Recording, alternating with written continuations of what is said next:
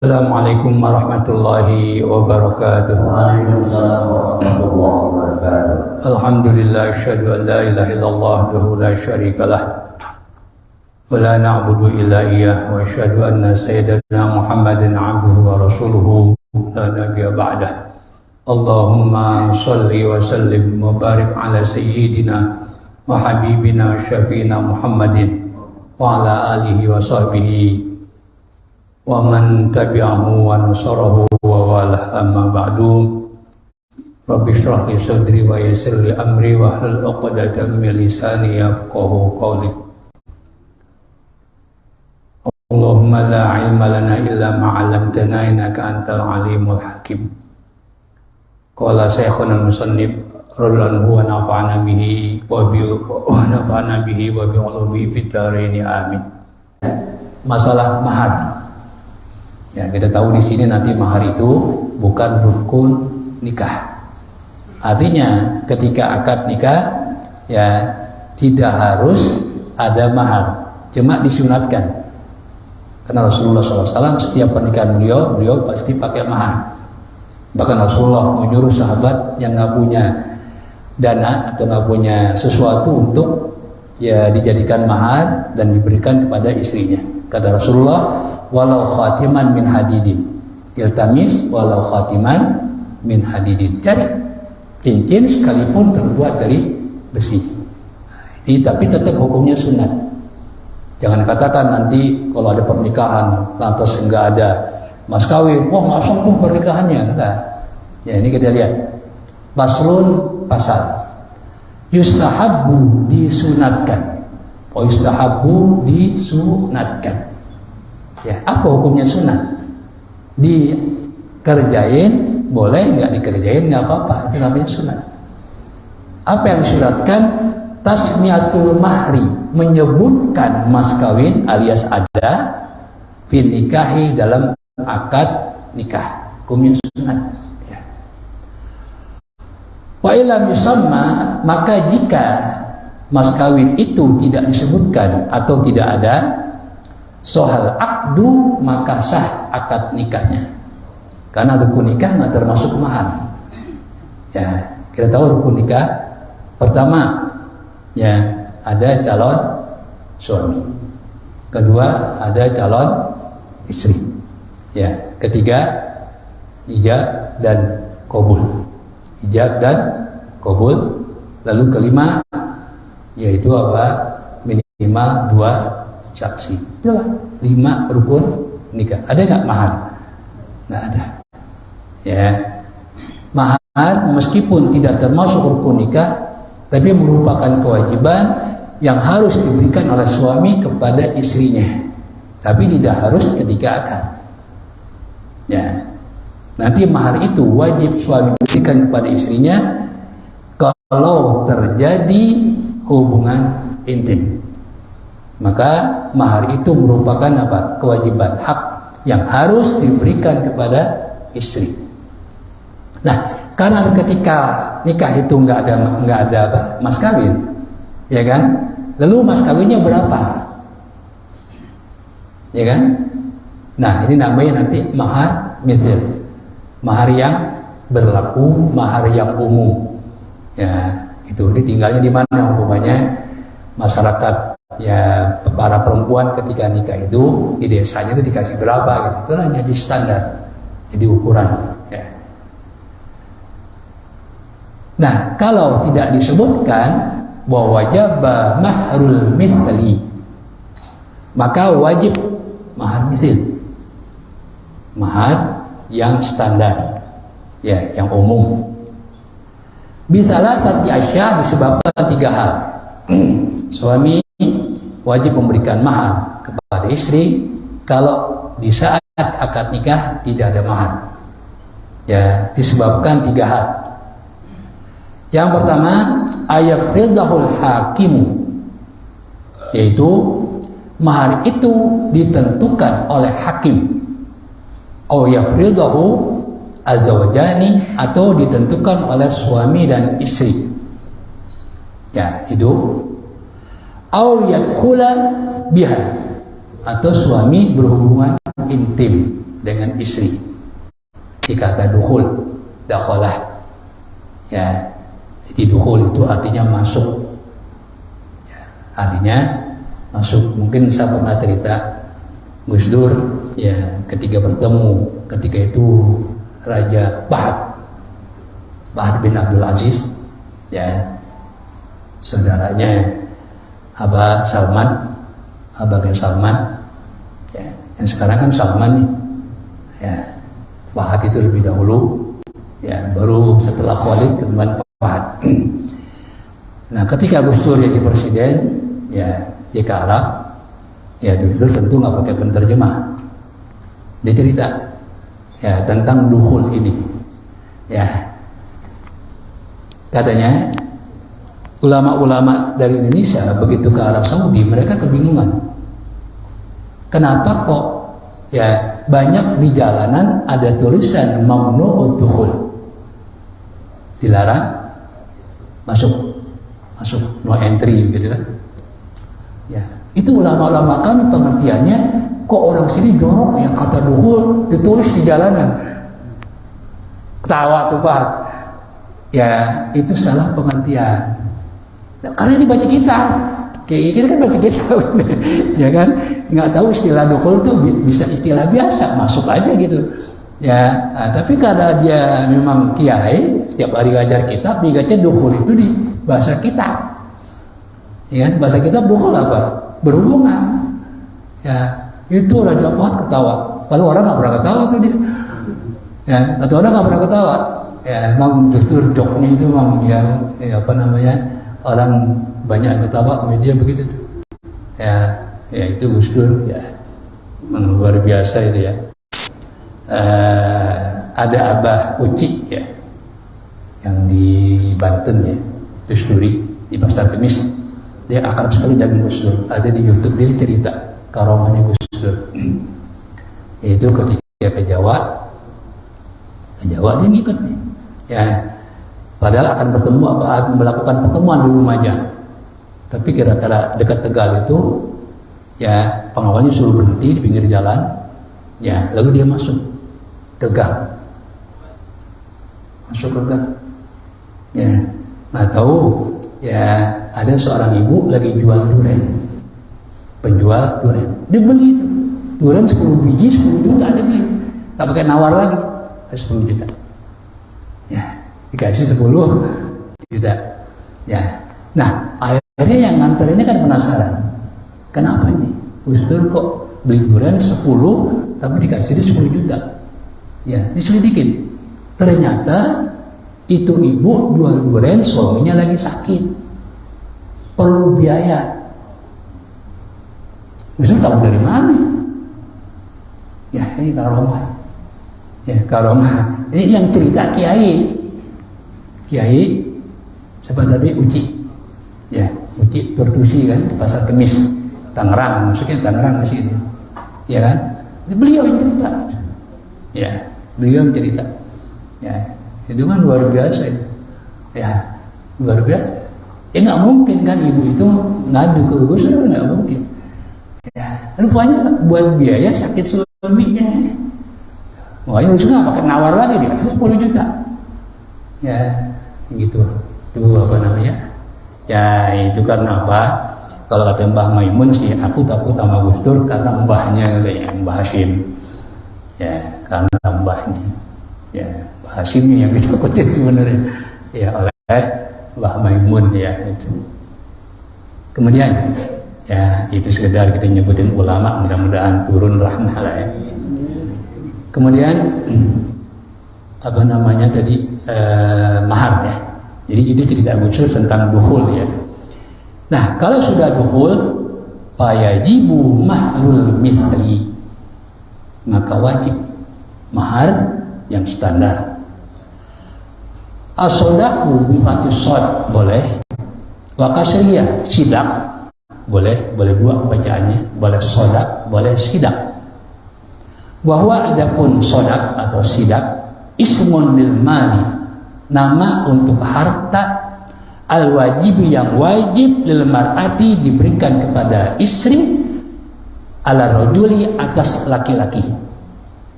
atas laki-laki, artinya suami. Bin nikahi disebabkan pernikahan, awil wat'i atau disebabkan hubungan. Walau asma'un, mas kawin ini banyak punya nama. Pertama sidak atau sodak, kemudian nihlah, nihlah juga sama. Wa farilah, ini sama artinya mahar semua. Wa ajrun, dan juga ajrun. Wa hadhihi fil Qur'anil aziz, dan nama-nama tadi itu ada di dalam Al-Qur'an, nama-nama mas kawin. Wa mahrun, berikutnya adalah mahar. Wa aliqah wa aqr. Tiga nama ini nggak ada dalam Al-Quran, tapi adanya dalam hadis. Wa hadhihi fi sunnati syarifati, dan tiga nama ini itu mahar, aliqah dan aqr, ini adanya di dalam hadis yang mulia, hadis baginda Rasulullah sallallahu alaihi wasallam. Was-sadaku atau was-sidaku ma'khudun, diambil dari minasidaqi, bahwa asyadidus salbu, itu yang kuat, ya, sama syadid as-salbu itu sama kuat.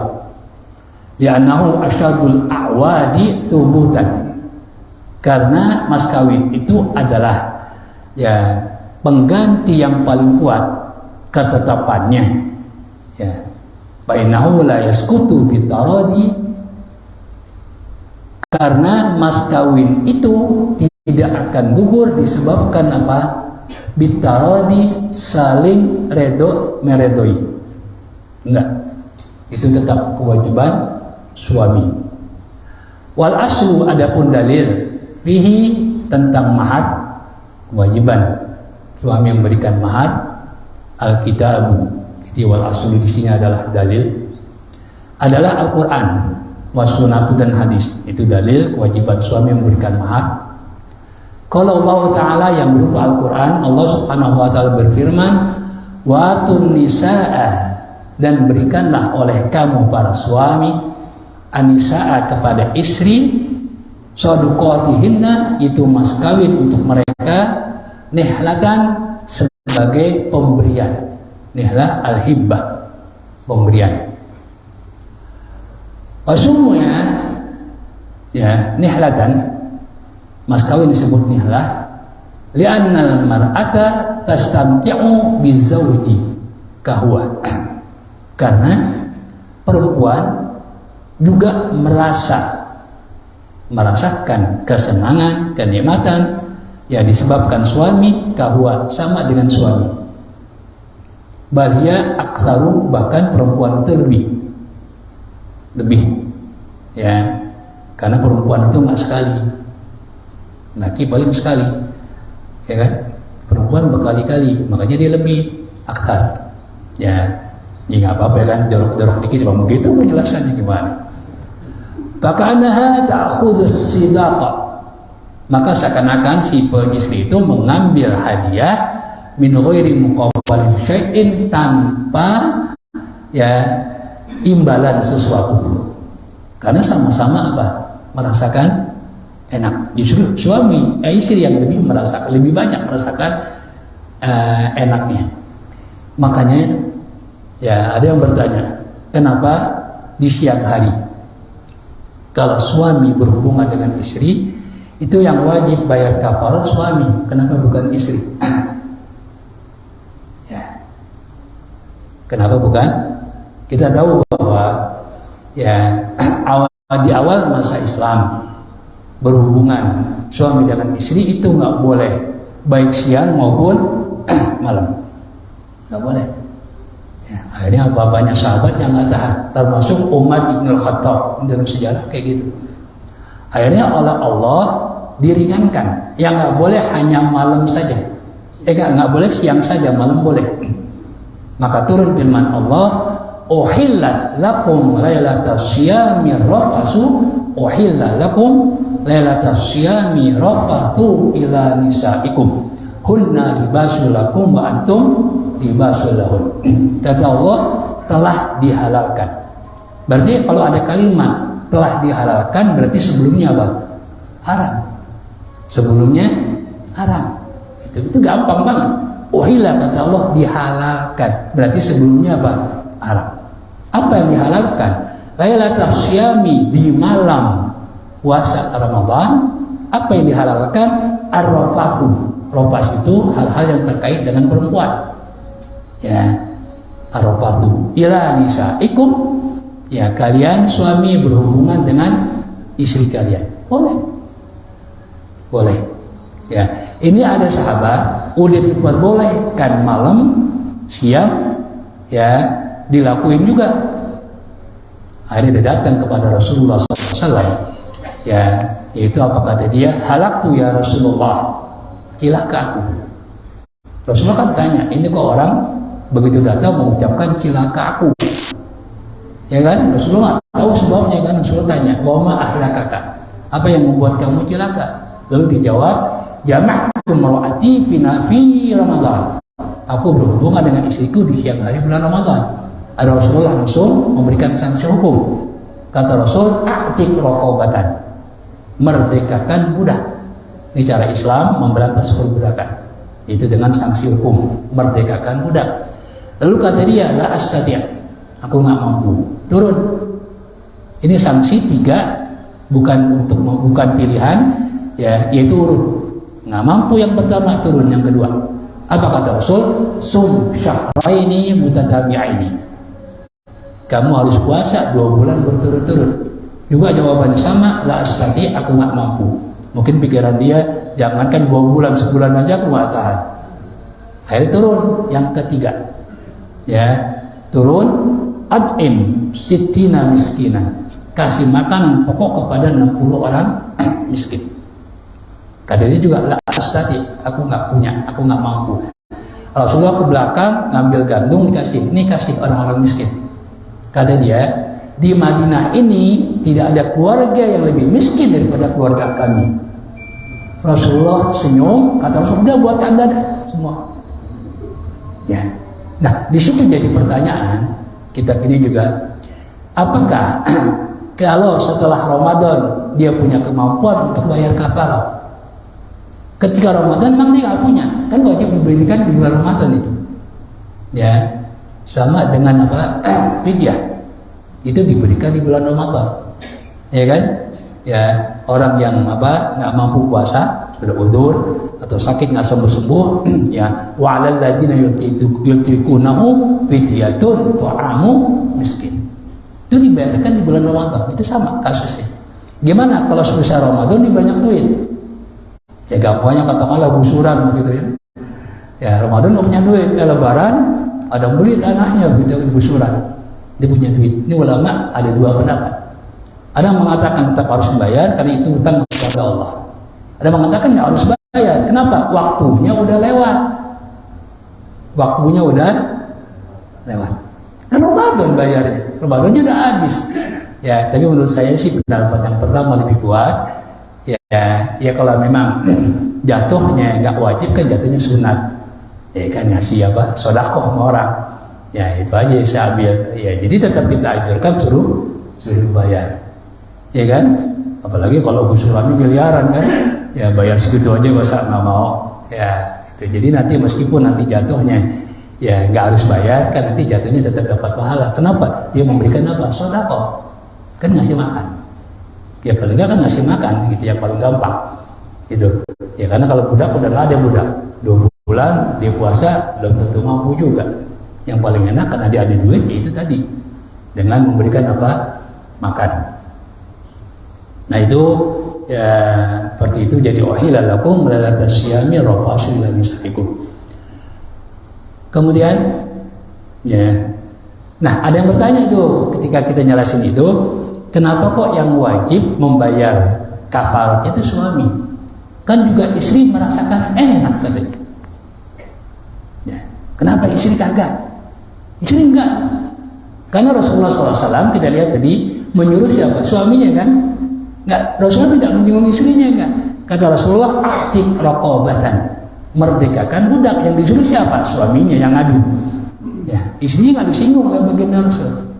Ya, istrinya ya tidak disinggung, begitu. Ya, makanya kalau ada punya istri kayak begitu marah, ya lu enak nggak bayar kapar, gue yang bayar gitu, ya tinggalin.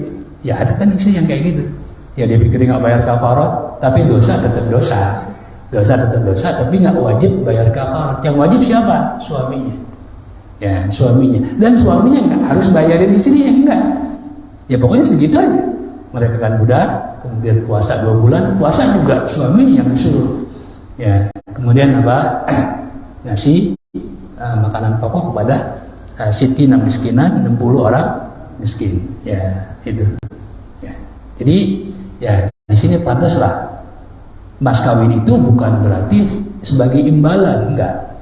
Karena dua-duanya apa? Merasakan apa? Ya, merasakan enak gitu ya.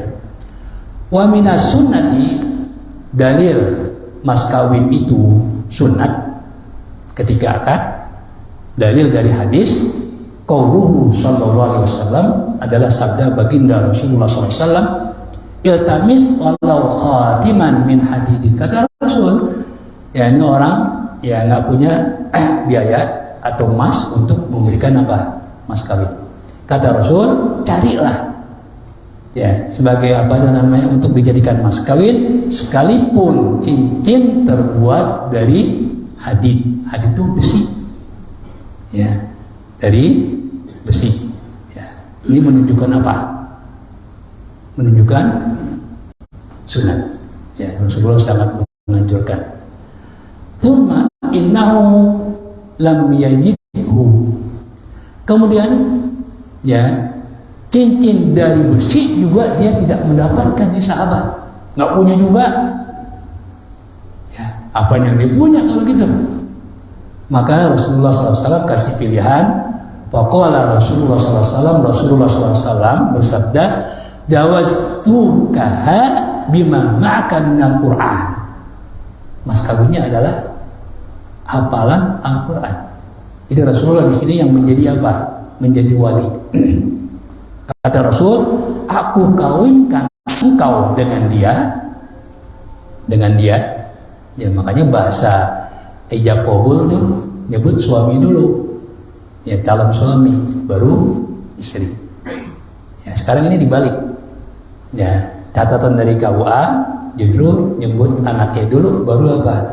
Calon suaminya. Saya kawinkan ya anak kandung saya, kan gitu sekarang. Kalau dulu enggak, saya kawinkan Anda, disebut ini nama calon menantunya, ya calon si suami disebutin namanya dengan anak kandung saya yang bernama.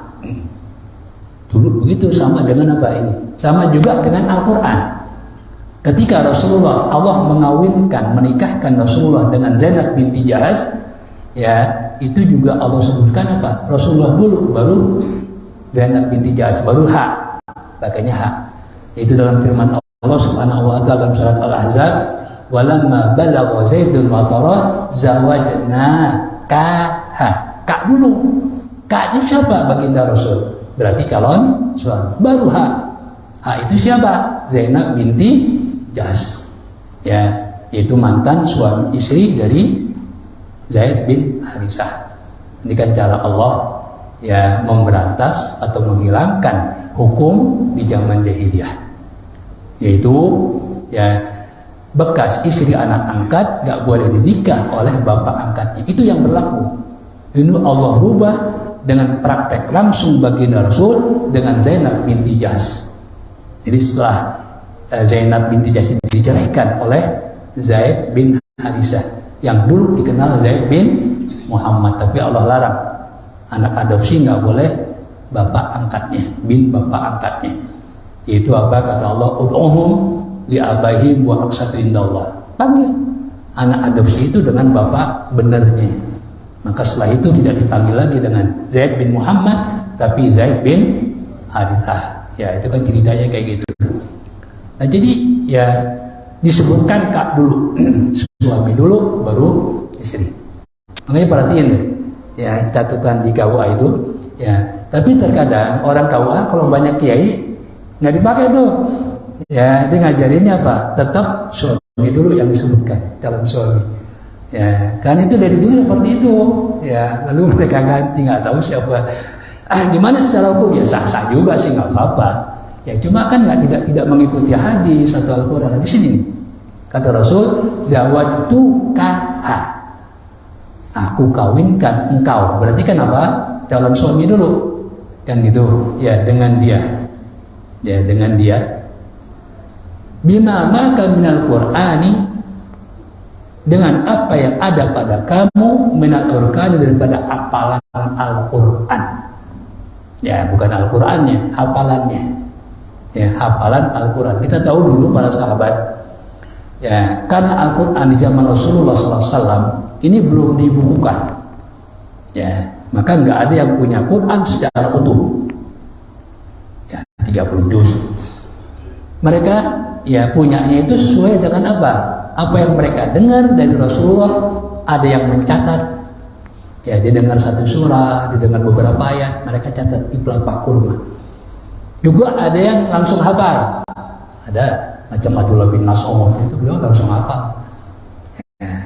Nah setelah Rasulullah meninggal, ya kemudian Abu Bakar Siddiq menjadi khalifah, Umar bin Khattab, ya, beliau punya pemikiran yang sangat berlian.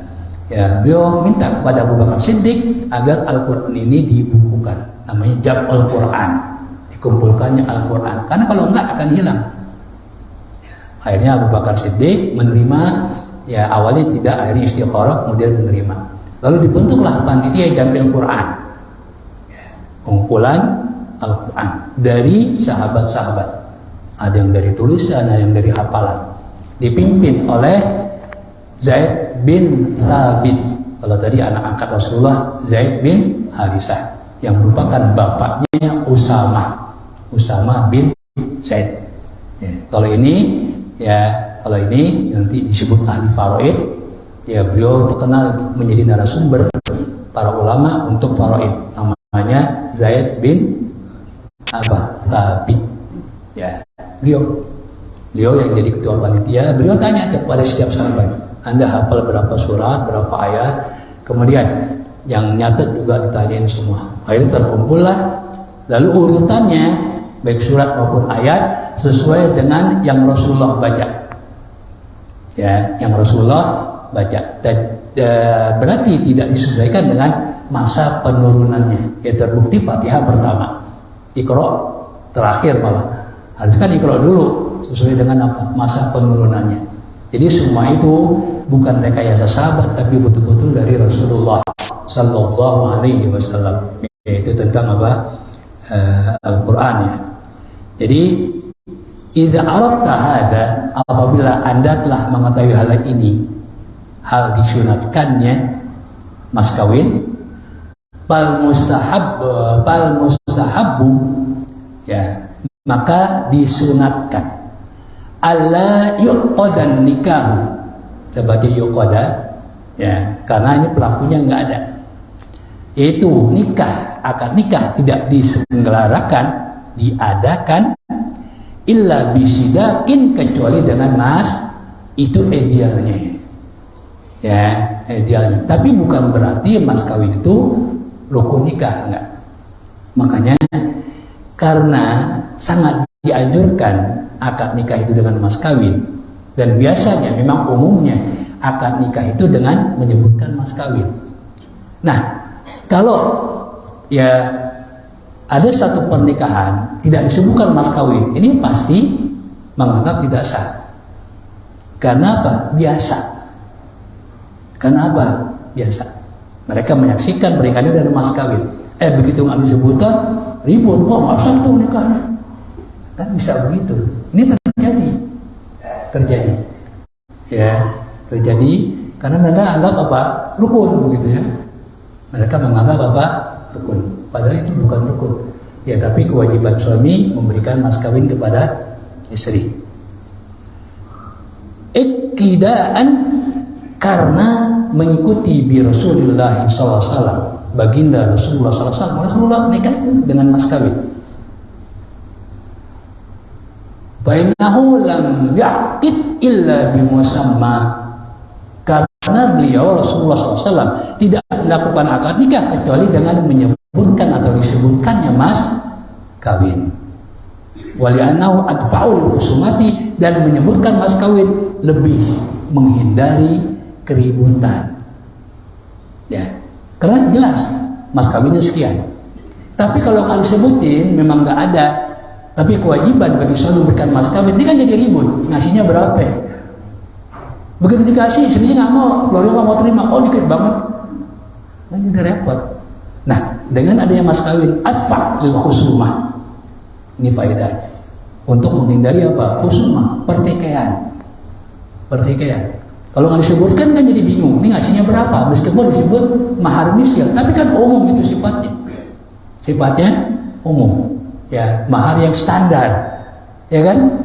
Nah, lalu keluarga istrinya nggak mau terima mahar standar, enak aja katanya. Ya, begitu kan mau didik anak gua dari kecil bawahnya. Ya, akhirnya kan jadi apa? Jadi ribut. Tapi kalau disebutkan ketika akad nikah, nah itu bisa terhindari tuh. Ya, yang kayak gitu ya, itu faedah dari menyebutkan apa? Mas kawin.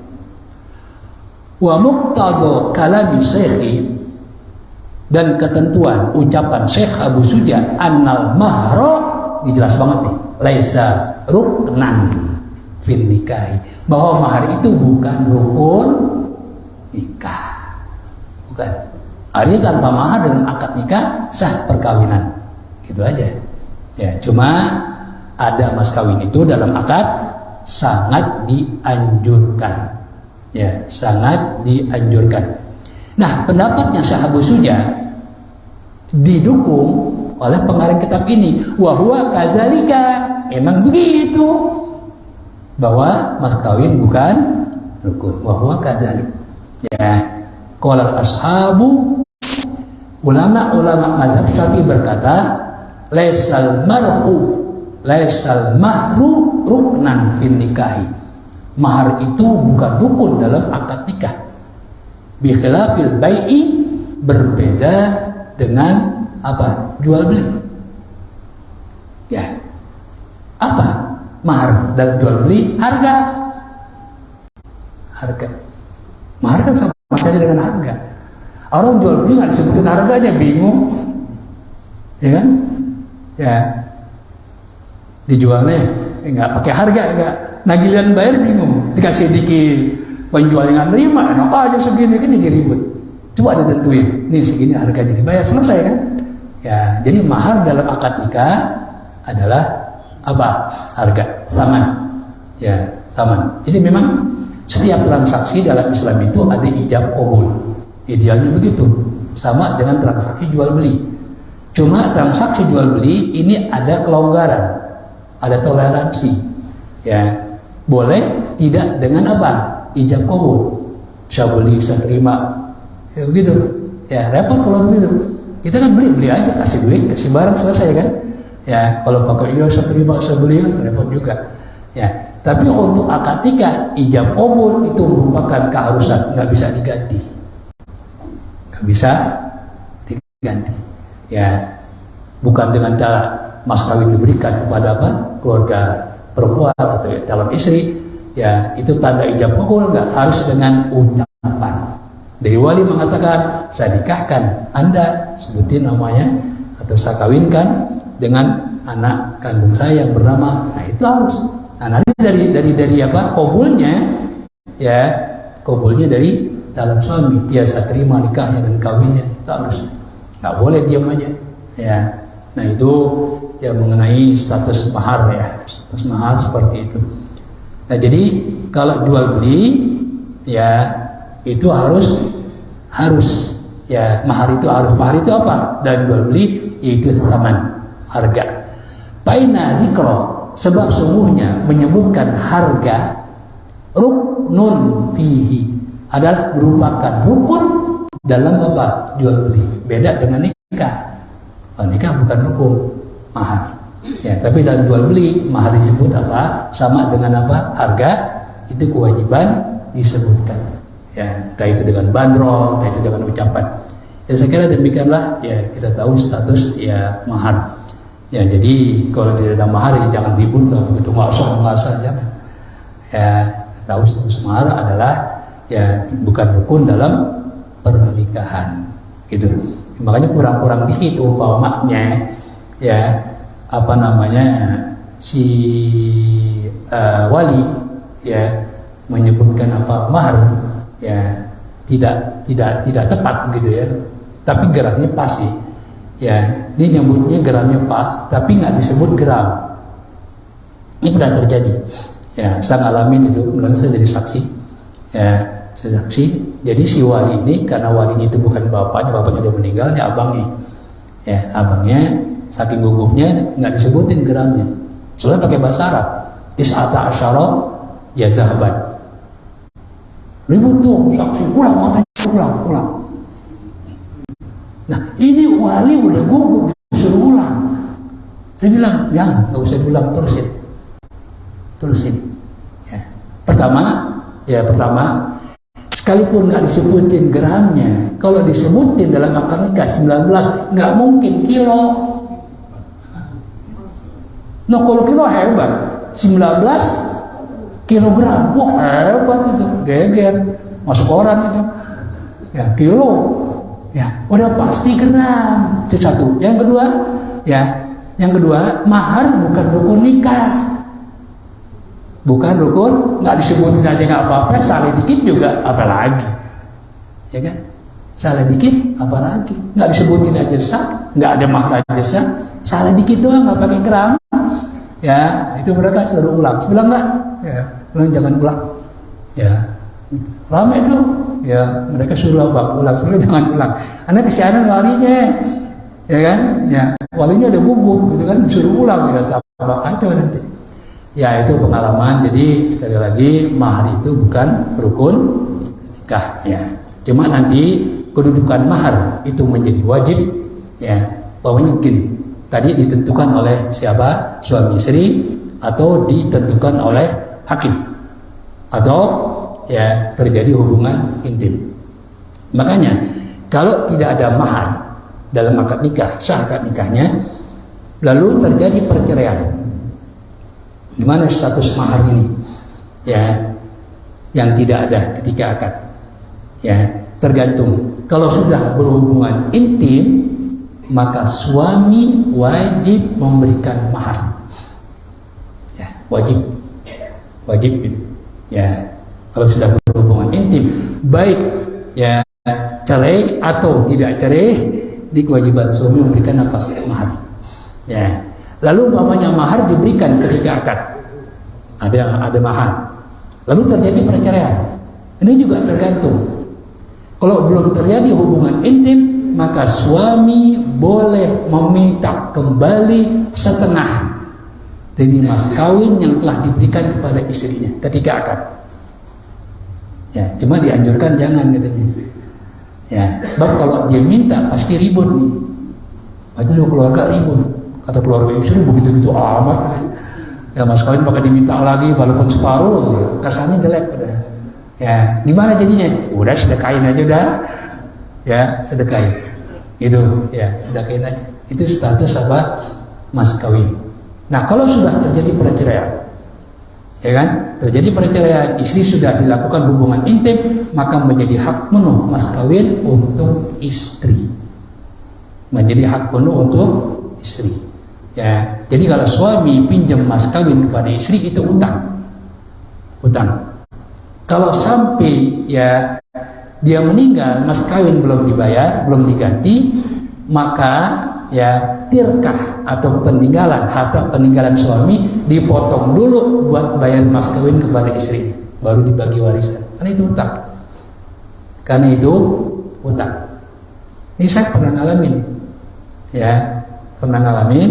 ya saya juga nggak tahu peristiwanya, saya tahunya itu mas kawin katanya. Ya dulu katanya AB punya utang mas kawin, ya minjem mas kawin kepada istrinya, ibunya Bang Mudi sampai Bu Rahmah, ya itu sampai meninggal belum diganti, akhirnya dipotong, itu tanah yang di Pejaten kalau nggak salah. Saya ikut hadir sih waktu itu. Ya ini mah seperti itu jatuhnya apa? Utang jatuhnya.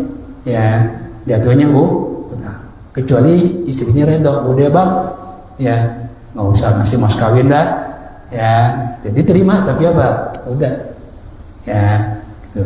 Nah itu menjadi apa, hibah. Jadi istri memberikan ya mas kawin itu, ya memberikan mas kawin kepada suami, membebaskan ini, itu kan berarti kan memberikan ya. Nah, jadi kalau yang punya utang mas kawin ya harus bayar ya, sekalipun itu kepada istri, tapi itu hak istri ya, hak istri ya. Kira cukup, wallahu a'lam bishawab. Ya,